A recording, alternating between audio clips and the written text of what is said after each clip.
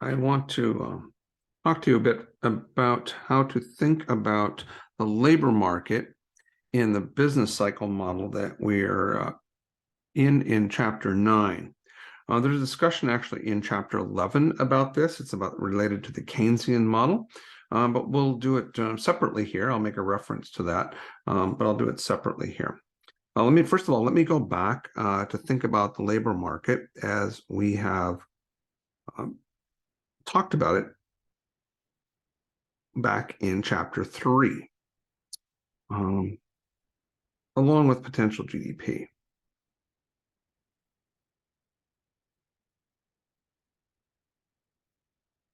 Back in Chapter 3, we had the following. We had the production function, where output is a function of technology, which we assume was fixed in the short run, employment, and the capital stock, which with N on the axis, well, net capital is fixed, and then that determines the level of real GDP. We also have the labor market, the real wage, and employment, labor demand, labor supplied.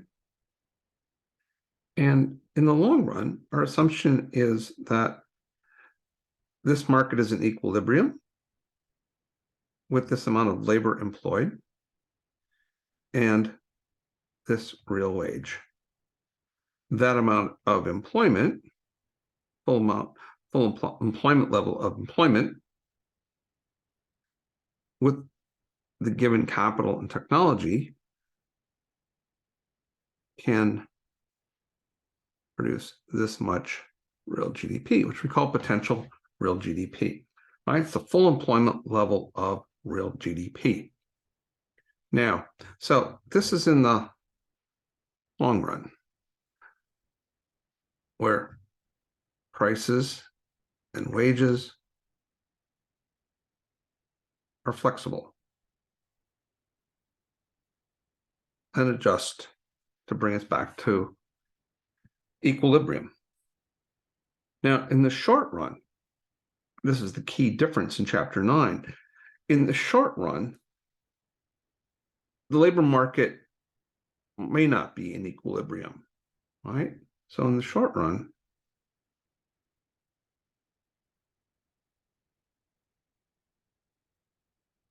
this may not hold or may not be the case.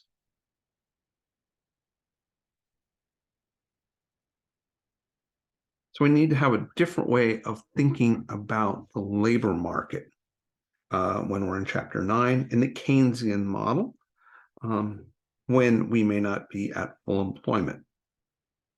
Now, let's keep this in mind. I'm going to now let's sort of fast forward up to Chapter 9. Right? So long run, everything's in equilibrium. We're at potential GDP. We're on the long run potential GDP line. But in the short run, in any given month, any given year, we may not be at potential GDP. We have business cycles, right? So we may be above or below the level of potential GDP. So when we're in Chapter 9, we're in the short run.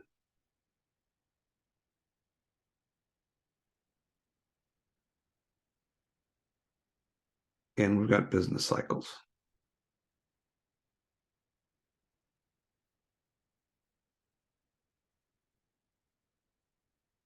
Prices may be inflexible.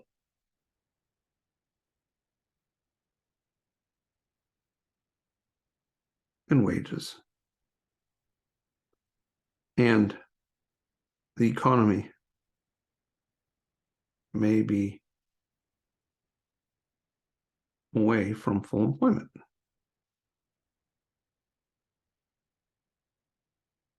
So how do we think about the labor market in that case? Actually, we're going to replace the labor market in the production function with a different way of thinking about that. right? So in the short run,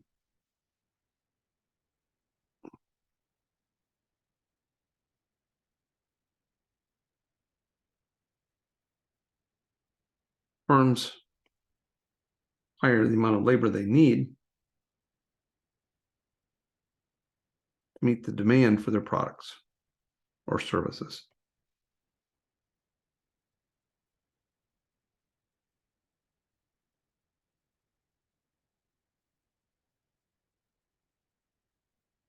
So we may not be at equilibrium in the labor market. So let's think about what that means, right? In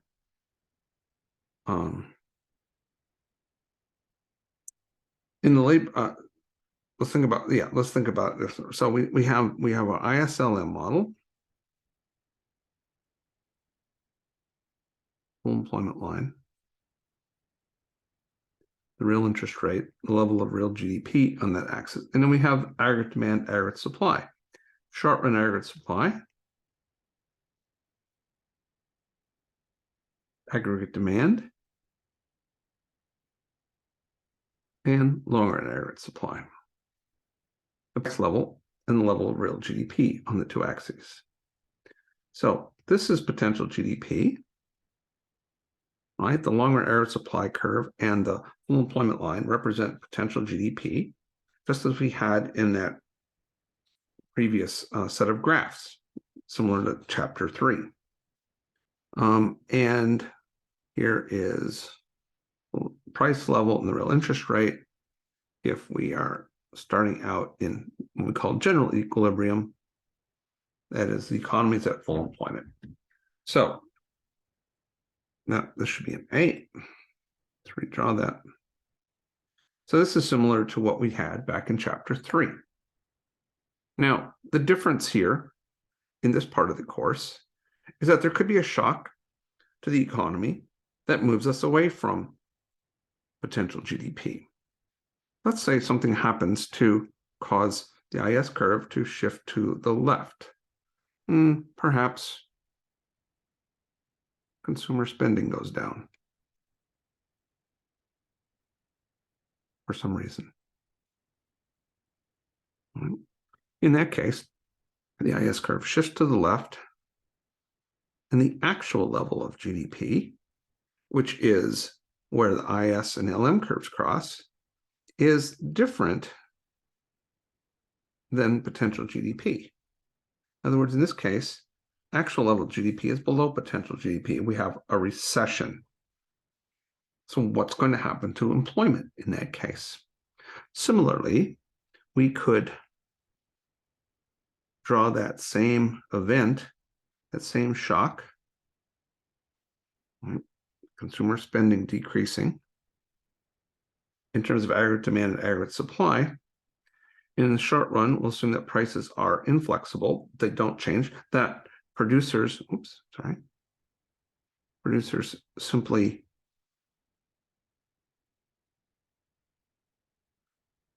reduce their actual level of production. So again, the actual level of real GDP is below potential GDP, and we have a recession.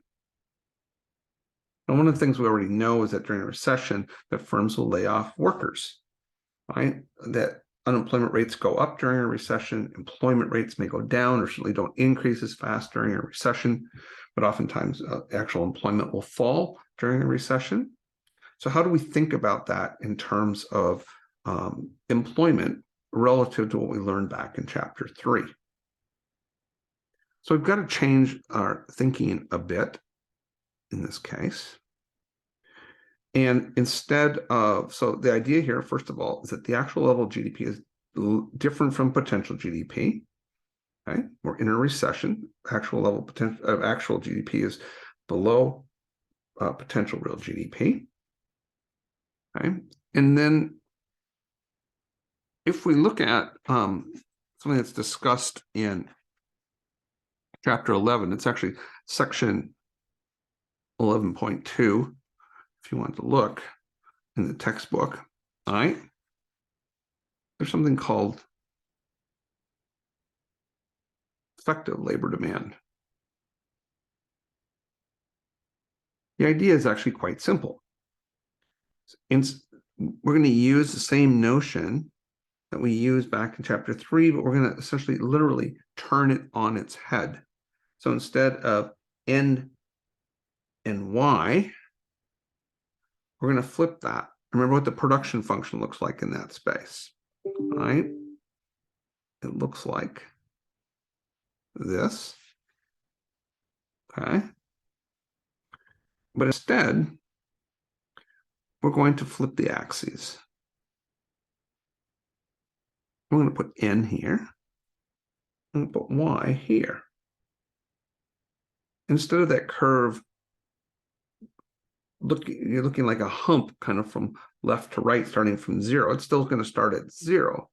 But if we sort of flip the whole diagram, if you think about flipping the whole diagram, it's going to look like this now, right? Higher levels of n lead to higher levels of y, and the amount of y you get with additional n gets smaller, diminishing marginal productivity of labor. So we've just flipped the axes around. If this, at a point in time, if this is potential GDP, remember this is like our FE, or long-run average supply curve line, right? That's the level. The production function for a given level of A and K, right, will tell us how much employment we have, right? So this is the same Y bar and N bar that we had before. The difference here is that we're leaving off the labor market from chapter 3.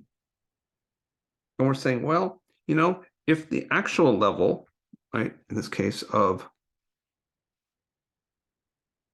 real GDP is less than potential GDP, because now consumers are buying less. They've got consumer confidence has gone down. They're worried about a recession. Could be for a variety of reasons. Stock market's gone down, let's say, right? And so there's actual less demand, right? So output's determined by the level of demand in the short run, demand for goods and services. So this actual level of GDP that we had from the ISLM, FE, or aggregate demand, short-run aggregate supply, long-run aggregate supply curve up here.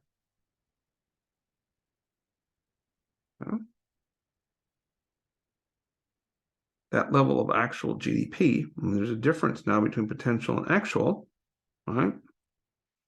That's where that comes from, right? From the model.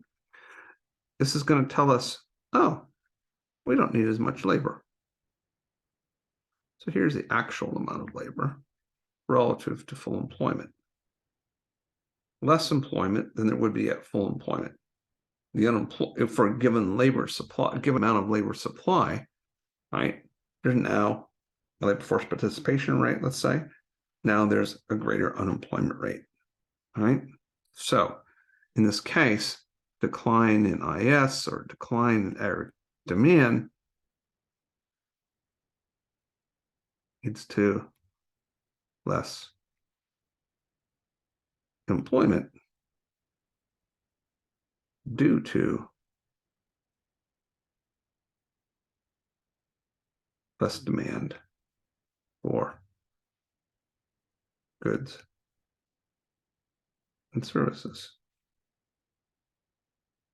So this is the way we think about the labor market in the short run, is that firms adjust the amount of labor that they want to use depending on how much demand for goods and services there is.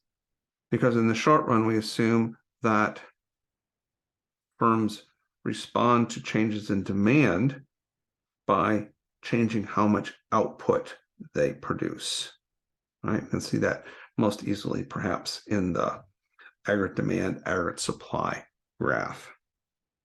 Right? Firms react and supply the amount of output that's demanded by consumers, businesses, etc., and then adjust their employment accordingly.